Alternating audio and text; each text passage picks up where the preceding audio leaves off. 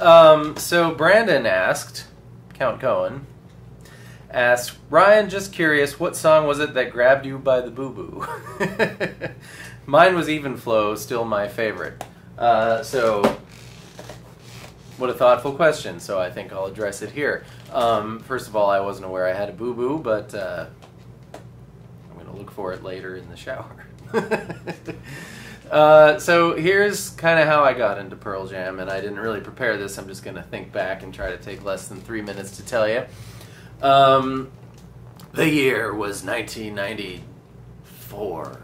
It was a cold and blustery day. No, it was a regular day, but what it was I had played trumpet very voraciously for a couple of years. I mean, I'm talking practiced for 3 hours every day. Ran home from school, couldn't wait to turn on my tape recorder and record the bottom half of the duet so I could play the top half with myself. That's how I spent my days when it wasn't baseball season.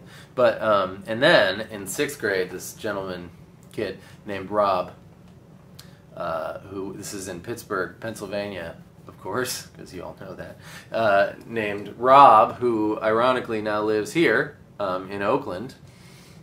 He was the cool kid, and I wasn't the cool kid. And he decided, because Vitology came out, that that was the cool record to listen to. So, having listened to sort of classical music and sort of 5-piece brass jazz quintets, and coming from a family that really didn't listen to music to speak of, once in a great while, but my parents owned maybe 5 CDs. Yeah, so it was sort of the perfect storm, and I went out and dutifully bought Vitology, put it in the CD player, having literally never heard rock music of any kind in my entire life, all 12 years, and put it on, and Last Exit comes on, and I thought, this is the worst thing I've ever heard in my entire life. I didn't like it. But I really wanted to be a cool kid. So I kept listening, and I kept listening, and I kept listening, and after a couple of weeks or something, because it was the only CD I owned a boombox, and I had like this many classical CDs, and I had one Pearl Jam CD, Vitology, and I listened and listened, and at one point, Nothing Man was on, and I didn't hate it. And I started to sing along, and it was Nothing Man. I guess that makes sense because it's sort of the ballad, right? Not Better Man. It was just Nothing Man.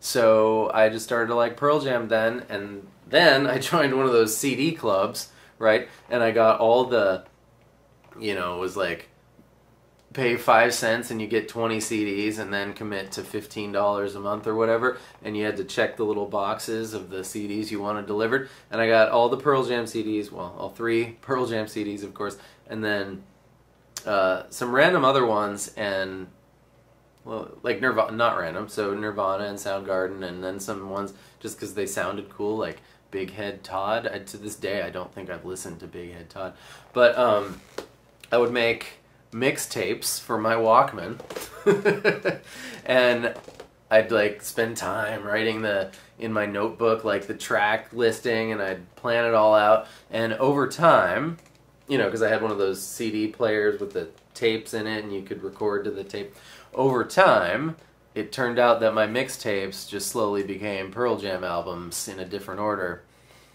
And then for anyone who's still listening, also part of the being a cool kid was you had to go, it was the thing where, the 6 or 8, whatever, of the group all started taking guitar lessons, and I, of course, wanted to take guitar lessons, so I got this, off of the classified ads, right? It must have cost $50.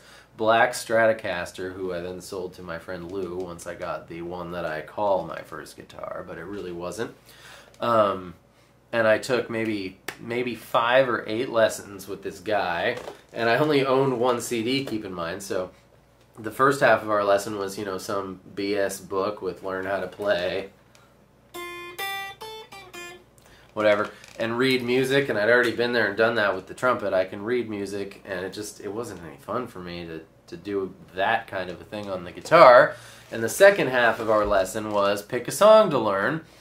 And I only owned one CD, so I think we did Better Man, and then Nothing Man, and he taught it to me wrong. He taught it to me like this, which I had an argument with a guy on the channel about how to play it, and he taught it. I mean that's not Nothing Man, but it's not how you play Nothing Man.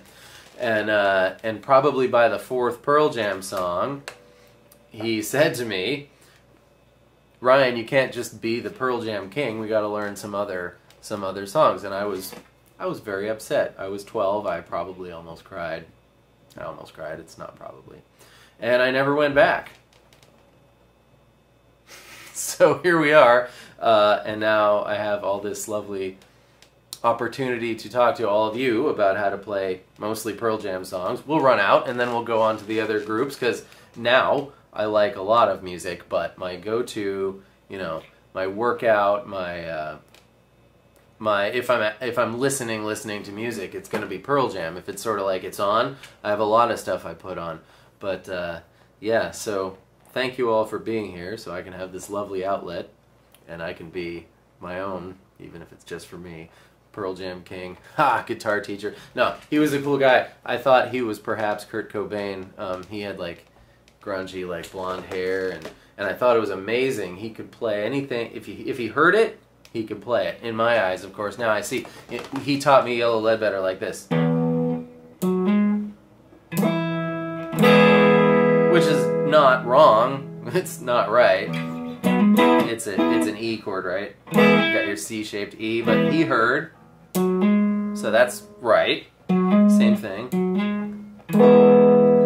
Anyways, yeah, that's it. That's my story. Nothing Man got me by the BooBoo, and later I'm going to go try to find my BooBoo. So thank you for the question, Brandon. And everybody there, if let me know in the comments, because I actually want to know. This isn't like a scammy thing. Leave a comment for why do they do that? But I would actually really like to know what Pearl Jam song got you by the BooBoo.